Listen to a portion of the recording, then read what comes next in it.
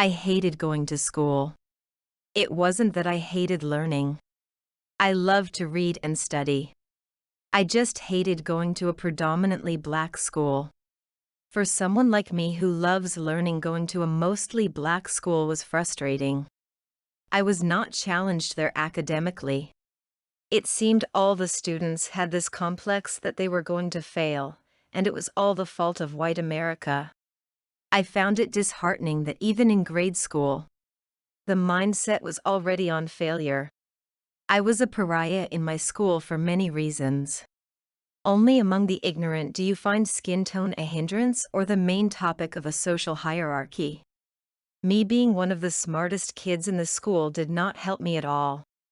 The dumber, predominantly black kids attributed my academic success to the fact that I was half white. It didn't matter to them that I worked and studied very hard. Instead of going to the mall or parties, I enjoyed reading books. I wanted to get out of the dump called the hood. I wanted to be far away from these violent and ignorant people. My mother was white. She passed away early in my life. So it has been just me and my father. I love my father more than anything in this world. He was a dark-skinned black man.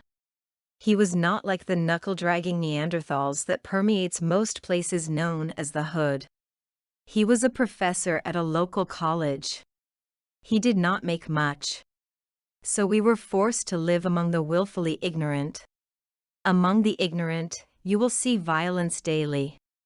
My father was considered a coon or Uncle Tom because he was educated and did not act or think the same way as everyone else.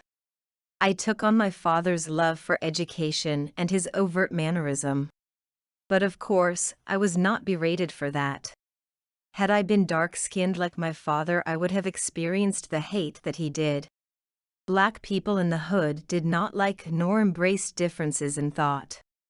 If you were educated, they marked you as trying to be white. It's sad that wanting more than living in poverty and ignorance made you an outcast and subject to violence among your own people. I had something that was more of an insult to black people than just education. I was half white. My skin tone was a light honey brown. My features were not as broad and my hair was long and curly. I was everything that they wanted to be, but they knew they never could be. Despite their vocal hate for whiteness, they longed to be near it and they envied those who were obviously black but were much closer to whiteness than they were. As I said earlier, only ignorant fools put so much stock in pigmentation. It never occurred to me to want to be anything else than what I was. I was a biracial girl who was hated by the black community because of my racial mix. But of course, one would never label black people racist for racially oppressing people for their skin tone or race. Black people have fought for and will continue to fight to be the perpetual world victims. After school, I would have a long 2-mile walk to my house. My father, as poor as he was, owned his home. He inherited it from his father. My grandfather was horrible with money. By the time he passed away, the bank was preparing to take the house. My father worked hard to get caught up on the back payments and eventually pay the house off. My father was one of the few black men to own anything. He took great pride in his old house. He maintained it as best he could. He saved money to get a new roof and upgrade things. His dream was to pass this house on to me. He would always look at me and say, "Monica, I want to give you a head start in this world. This home is not much, but one day it will be yours." I had something that so many black families in my neighborhood would never have. I had property. I lived in a house with a yard while they lived in roach-infested projects. Of course, this only made them hate me more. They assumed that because I was half white was why I lived in a house instead of a tiny project apartment like them. It never once crossed their minds that my dark-skinned black father worked his ass off to get an education just to get something better for himself and me. Everything was the fault of white people and whiteness to them. I hated being around black people.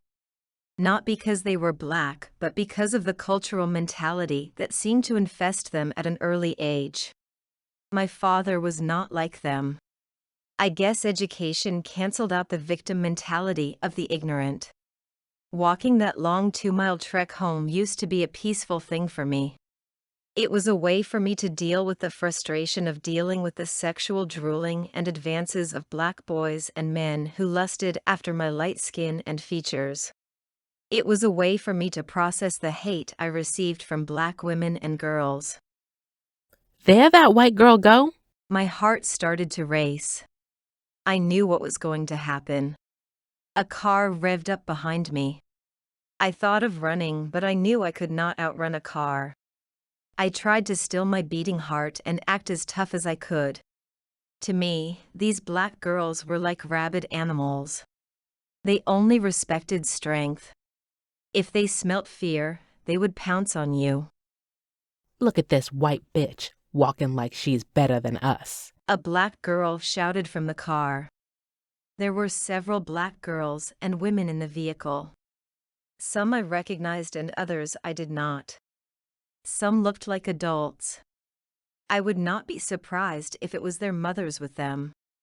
All black women seemed to hate us, biracial women. No matter what I did, my very existence was a constant reminder that they were black and could never be me. I did not respond to them. I just kept walking. I hoped they would say what they had to say and keep driving. But then again, I was not dealing with normal human beings.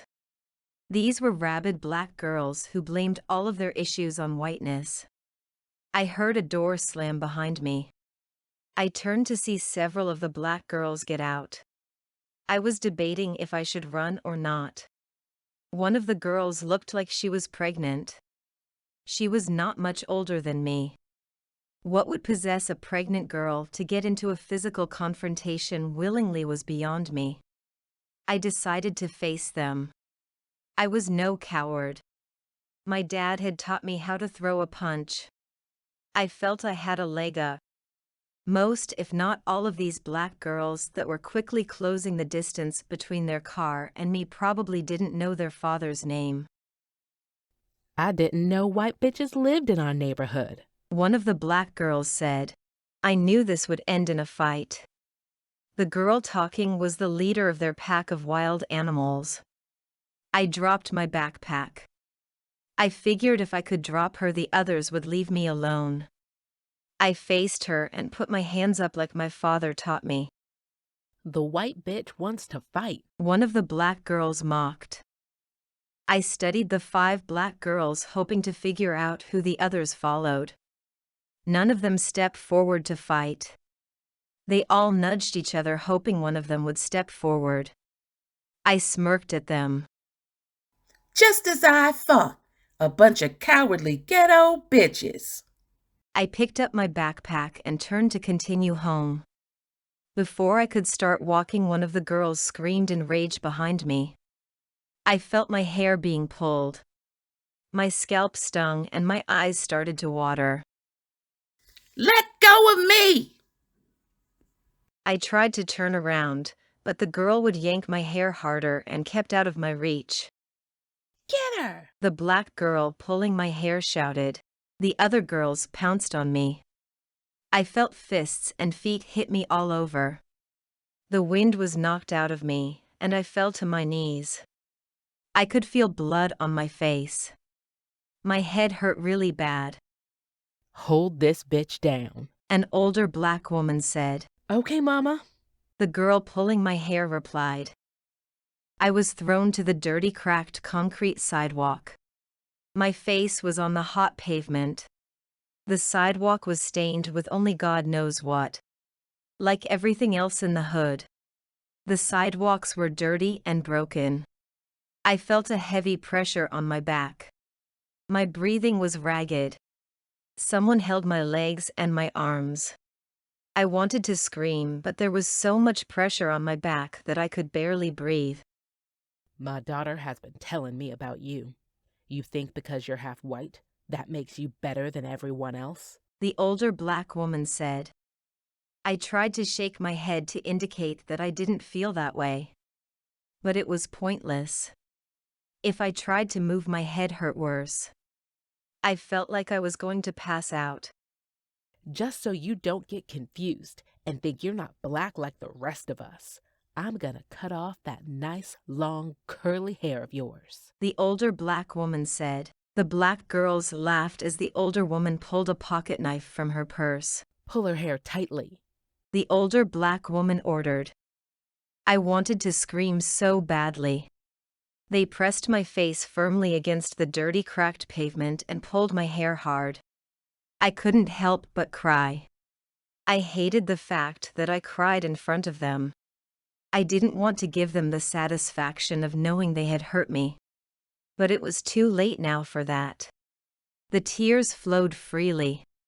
I could feel the dull blade of her pocket knife sawing at my hair.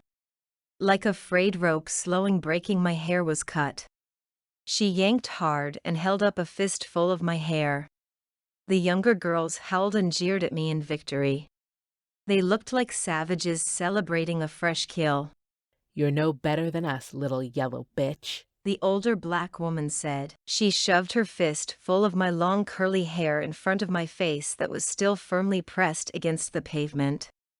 I screamed as loud as I could. My head throbbed and my eyes felt like they were going to pop out of my head. I don't know why they were so thrilled to harm me like this. There was a terrifying look of satisfaction in their eyes, as if every fiber of their being rejoiced at seeing a half-breed suffer. Knock that yellow bitch out. The older black woman growled. She held the fist full of my curly hair to her thick nappy head, admiring it. She seemed lost for a moment, as if she saw herself with my hair. It dawned on me as I felt the fist and kicks of the black girls hit me. Their hate for me had nothing to do with me. They hated me because they hated themselves. I started to black out. I smiled as I felt the cool darkness come for me. They will always be miserable and stuck in a skin and body they hate. Because of that self-hate, I will be better than them. Stop smiling, mutt. One of the girls shouted as she kicked me hard in my face. I blacked out, bloody and beaten but victorious.